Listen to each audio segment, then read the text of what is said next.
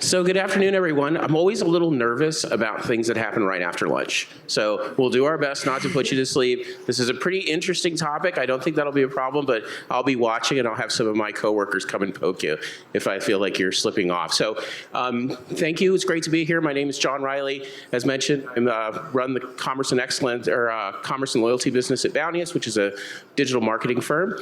Background for me, I've been in e-commerce since before we called it e-commerce, probably 30 years now. What did you call it? Selling things on the internet, right? Because it's the same thing, but the internet was like new and fancy like AI is today. And we won't be talking much about AI, so that's an important distinction. If you want to hear anything about that, there's plenty across the street to chat about that. For background, that's me. I'll just add one more piece, which is relevant to this part of the conversation. I typically don't say this. I'm also a cognitive psychologist, very fascinated with Generation Z or Generation Z for my European friends and their impact on what we do every day. I'm very lucky to be here with Anna today. We had a chat before this, of course. We really hit it off. I do a lot of these things, and I don't look forward to many of them as much as I am looking forward to talking to you. And I'm not just saying that. Thanks, so I guess. I think this is going to be great. I think it's going to be fantastic. So I'll pass it to you to introduce yourself. Thank you. So I'm Andjelic. I'm the Global Chief Brand Officer at Esprit. This is a relatively new role, 1.5 years. And prior to that, I was at Banana Republic when I led the recent rebrand. And Rebecca Minkoff, Mansur Gabriel before that, and then agency background. But I do have PhD in sociology, so John and I talked about that a bit, about behavioral economics and influence and trends. So it's perfect mix Indeed. of the two. Yeah. Yeah, absolutely. So let's kick it right off. Wait, I didn't tell them about my book. Which is called The Business of Aspiration. It's a great book. I got a copy of it. I'm reading it right now. Encourage you all to do so. That's so sweet of you. Well, I did it because I wanted to get to know you a Let's little do better. like a fireside chat about my book. Okay, let's do that. Okay, if my suitcase wasn't stacked to the gills, I would have brought it with me to New York and have you sign it, but I'll make that happen later. So, Generation Z, we all know what they are. We all know this massive tsunami that's coming at us. We are all, many of us, probably still stung from millennials and the impact that millennials had on our business, and we can't use the same playbooks. And one of the things that I thought was super interesting when we spoke about this on the phone was we both rapidly came to the conclusion of, yes, things are going to change, but a lot of things are going to stay the same. And the tricky part is going to be figuring out where to act and where not to act, because obviously you don't want to break things that aren't broken, but at the same time, you need to open doors for that. So I'll start with that and pose the question to you. What is a big thing that you think won't change with this generation coming into the marketplace? I think the same things that don't change with any generations who belong to human race. It is how do we signal status, for example? How do we want to belong? How do we bond? How are we loyal to each other? How do we form friendships? How we all want love? So all of those Maslow pyramid of needs, that's really unchanged. It's the more how we express that. If, for example, millennials were all about creating their own personal spaces, and you know how it was like YouTube and then Facebook and then so on, and now you have, and then that evolved in this Instagram aesthetic that's very polished, and now with TikTok you have Gen Z who are also expressing themselves, but they're expressing themselves completely as they are, be real. I know that's not popular anymore, but TikTok aesthetic is pretty honest. If you have said, like, talking about mental health, talking about things that they are interested in the way they are without any filters or polishing. So again, like, let's focus again, start from things that don't change, and then see how new forms of media and technology and socializing and culture at the end of the day emerge that transform that expression.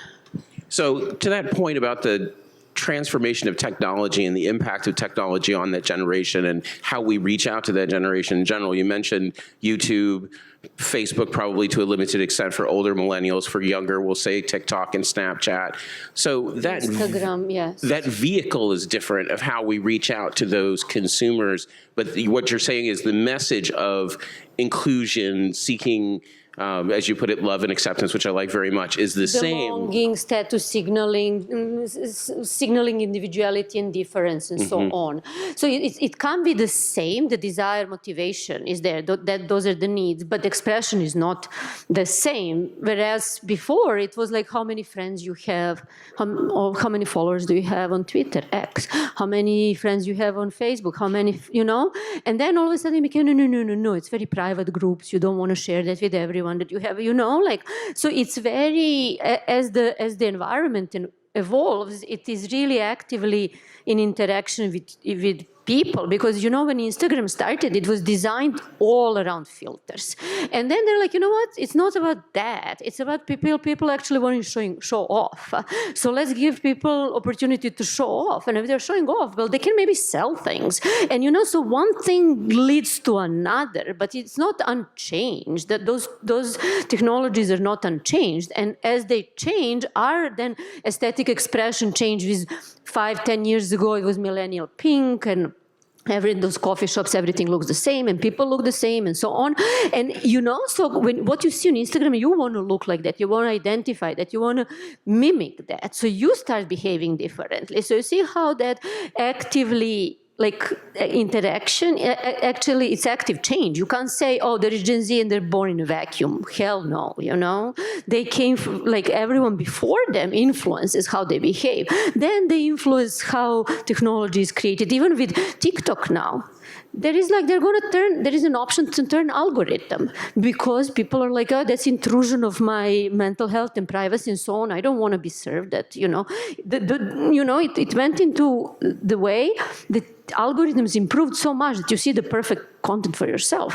But then people are like, no, I don't want that. And I actually, And that's definitely true about this generation, because they're so used to this world in which things are immediately catered to them, created for them, customized for them. They can spot instantly when we are doing that as brands and marketers. So that genuine content that, reaching out to them at where they want to be rather than what we want them to be, I think is an important distinction there, and making sure that we can get through that filter to having a one-to-one conversation that makes sense. And so you mentioned TikTok specifically, and I think that's an interesting point of the idea of being able to shut off the algorithm, which is both good and bad. I mean, if I was a TikTok shareholder, it's bad for you. I was going to say, exactly. As a TikTok shareholder and somebody who uses that platform to reach customers, I'm not a big fan of that. As a parent of 5 Gen Z girls, I'm a huge fan of that. So finding that fine line between what I used to call when I was in Amazon is delight and creepy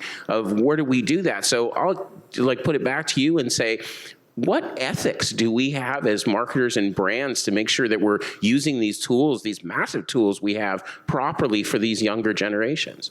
Well, that's always how do you approach growth? That's number one. And the second thing is, how do you quantify and qualify your customers? And it's always on a long run important to have a relationship with customers than just a quick transaction. And too much of performance marketing, bottom of the funnel, is quick transaction. And that is by default. Transactions are by default not relationships. They're quick exchanges in that particular moment. And I think that we optimized completely that moment to happen, that conversion to happen, but that's maybe a wrong thing to optimize, because when you think about it, what do I want? Well, I want to make money for the brand I work at. I want this brand to sell X amount. I want to have this revenue, and I want this profit and this margin and so on. So these are the big goals. And for whatever reason, the solution to those goals became that transaction, that conversion of performance marketing. Well, ask what else, and that was 10 years ago, and we're still using the same. So you have to ask, how do I achieve these goals by doing something else? And you can still get there. It's just that muscle memory, laziness, I don't know, the way we measure success and so on. So how do you apply that? And I have to make a comment about your brand. So being a child of the 80s myself, I'm immediately aware of your brand. And when I was discussing it with my colleagues earlier, I referred to what you're doing there as a resurrection story. You're bringing this, this storied brand back to life that was a huge part of many of our childhoods, and now exposing a new set of young people to this brand. So in a very real way, how are you taking what we're talking about here and applying it to Esprit? You have to look at, like, first, yes, you have audience that are big fans, that generation Gen X.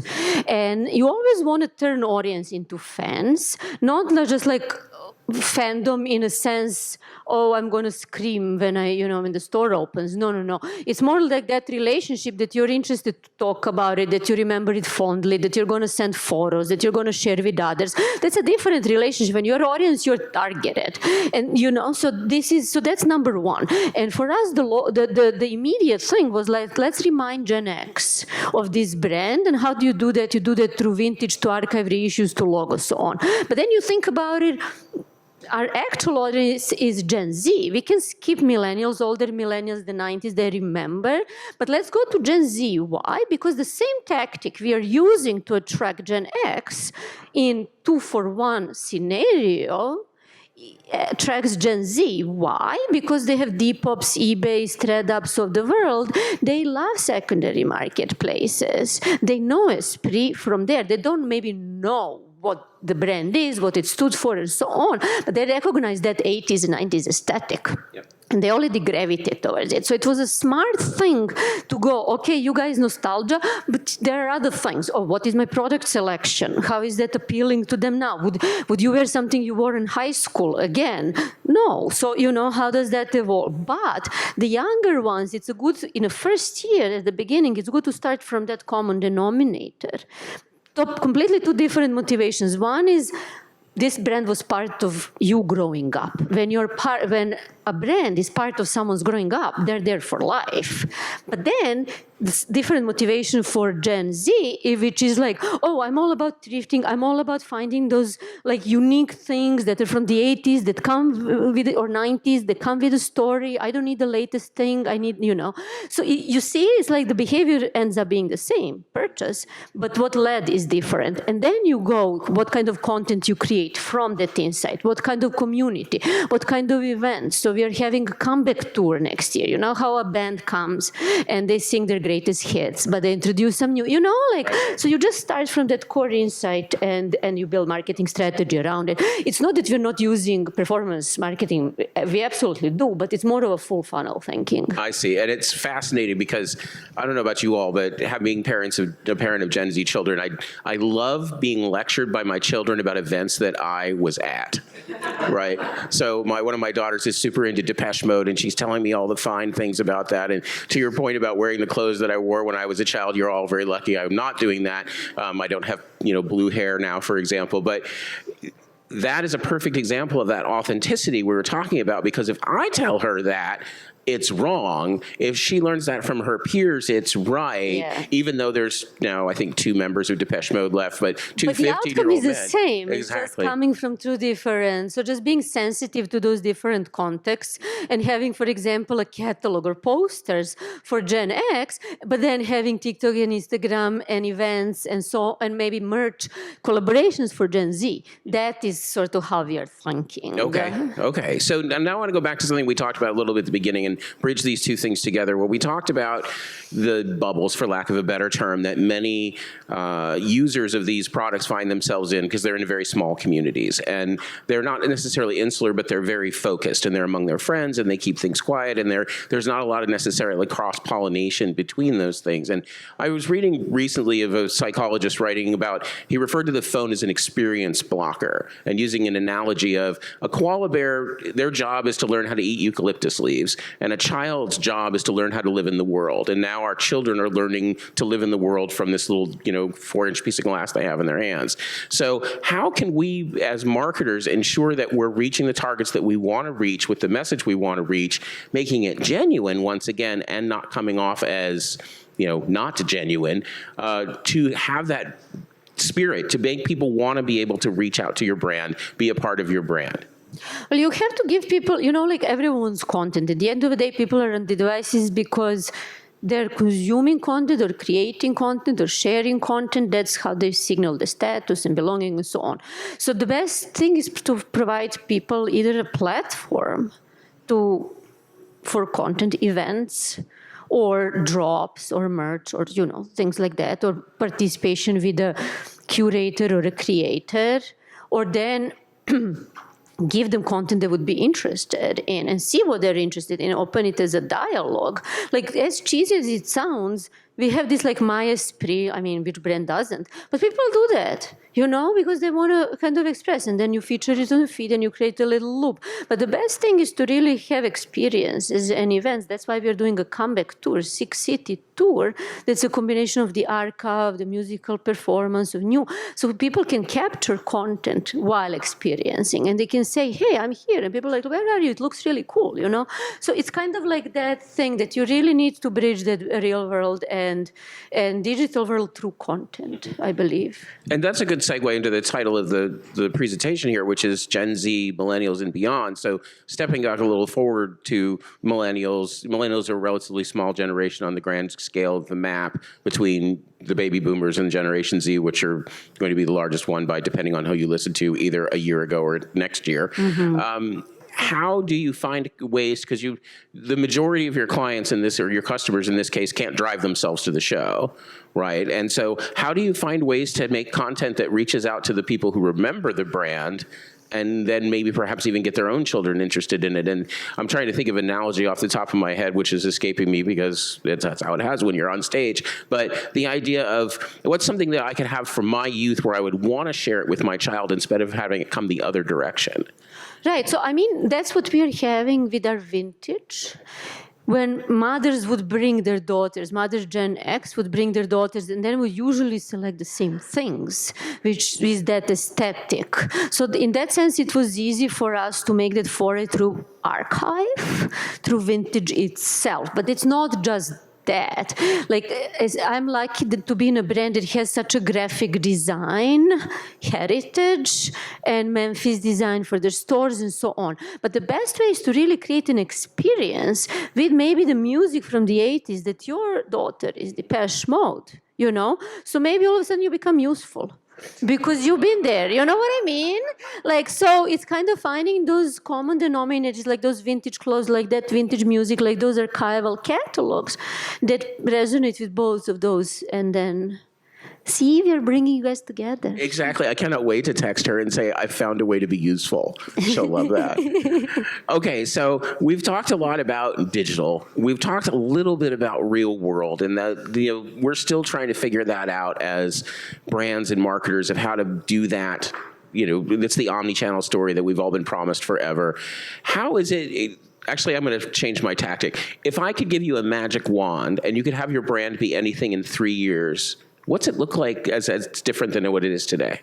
Well, I think way more present, way more interest and awareness and consideration just after 25 years and investment in brand marketing, and after 25 years coming back to this market.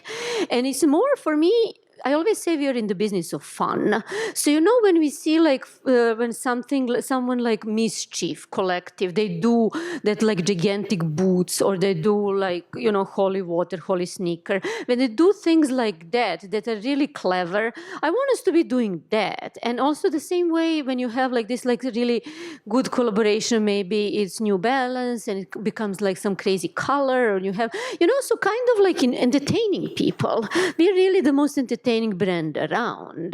That would be ideal. Through content, through events, to products, there is always some fun merch that is there. Maybe it's a bag in the shape of something on a frog, or when you have valley pets like those shoes.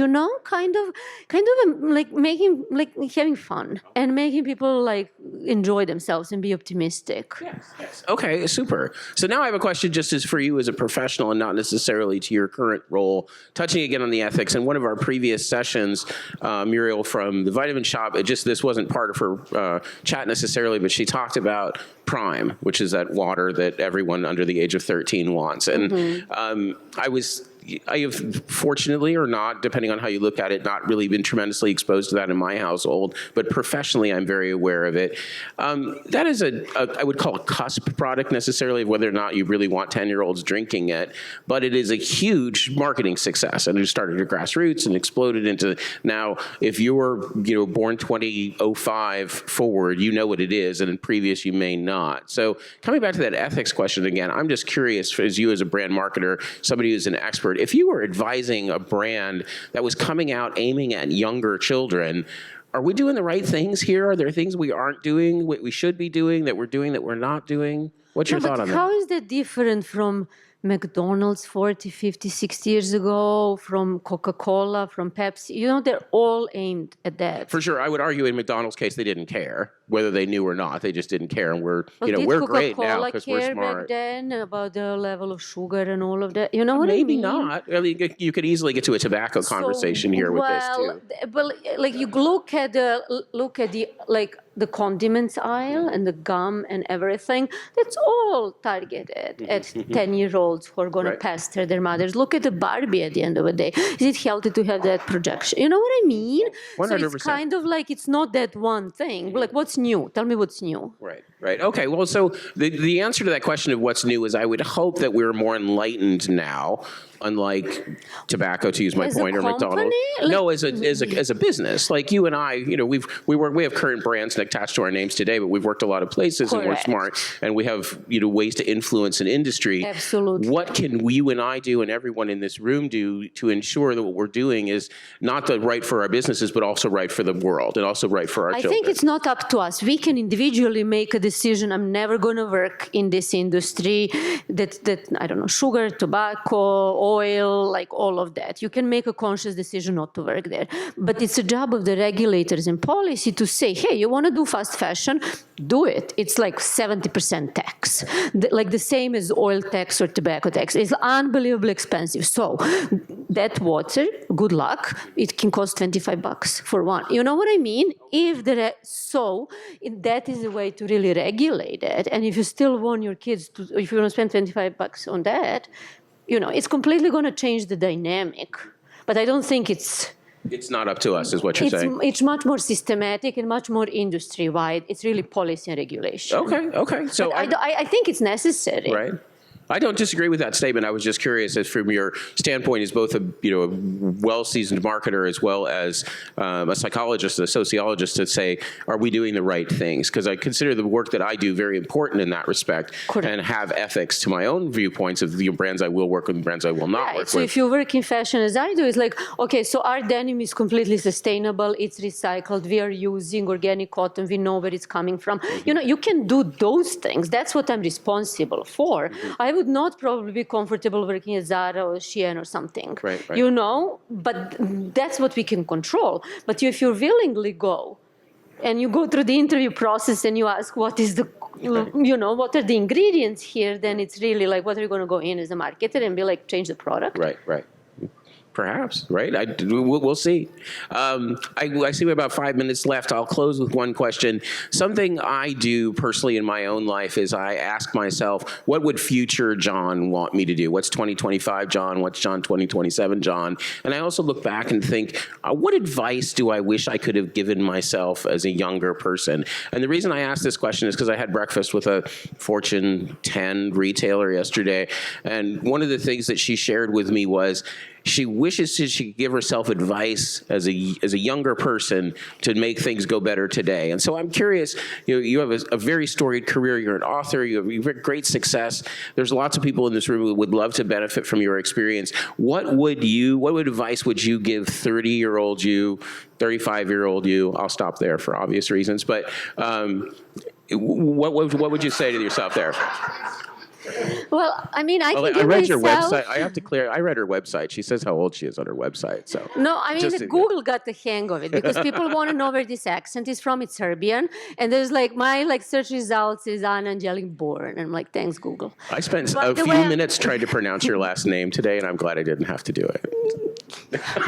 I'm glad to. So regarding advice, so I would probably not listen to my own advice, but that's advice in itself, because, not listening to advice is probably a good thing. That means that I always say you need to forge your own path. You need to see what's good for you. You need to see what works for you. Like, there is the thing, oh, these are the expectations, and this is what you should be doing, and so on. And I luckily never did that.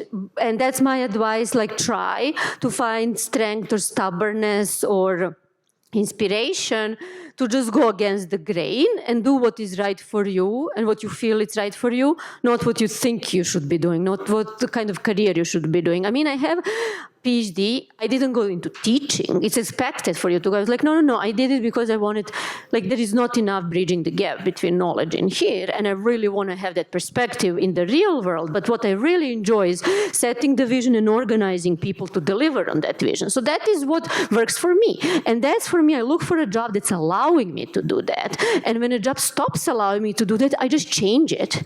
Like, if you look at my resume, I didn't stay long because I believe in learning. And if a place doesn't allow me, too bad. You know what I mean? I don't have to 100%. think, oh, I need to stay 3 years. I need to, like, no, fuck that, You cut the mic One there. life. That was good. I like it. Yeah, I did All right. beep. Yeah. Excellent. Thank you so much. I really You're very appreciate this. This was a lot of fun. And thank you for Brand Innovators for having us. You bet. Thank you. Thank you. John. Great session.